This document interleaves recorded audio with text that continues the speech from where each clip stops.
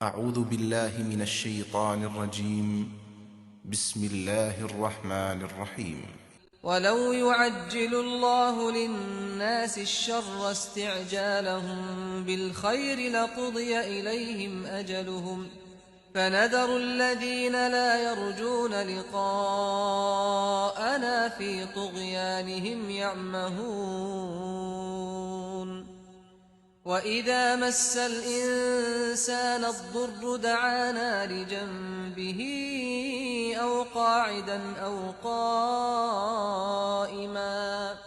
فلما كشفنا عنه ضره مر كأن لم يدعنا إلى ضر مسه كذلك زين للمسرفين ما كانوا يعملون.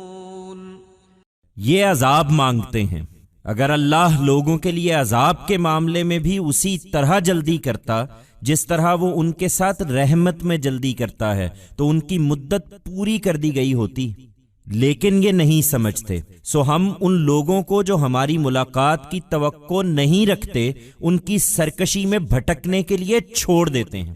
حقیقت یہ ہے کہ انہیں کوئی عذاب دکھا بھی دیا جائے تو ایمان نہ لائیں گے، اس لیے کہ انسان کا معاملہ یہ ہے کہ جب اس پر کوئی سخت وقت آتا ہے تو وہ لیٹے بیٹھے یا کھڑے ہر حال میں ہم کو پکارتا ہے، پھر جب اس کی تکلیف ہم اس سے ٹال دیتے ہیں تو اس طرح چل دیتا ہے گویا جو تکلیف اسے پہنچی اس میں کبھی اس نے ہم کو پکارا ہی نہ تھا۔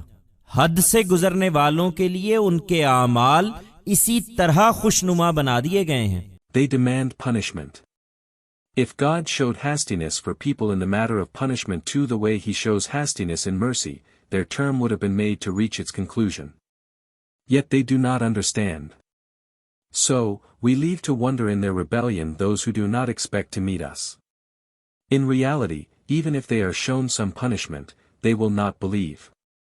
This is because, when a person is struck by a calamity, he calls us lying down, sitting and standing, in all situations.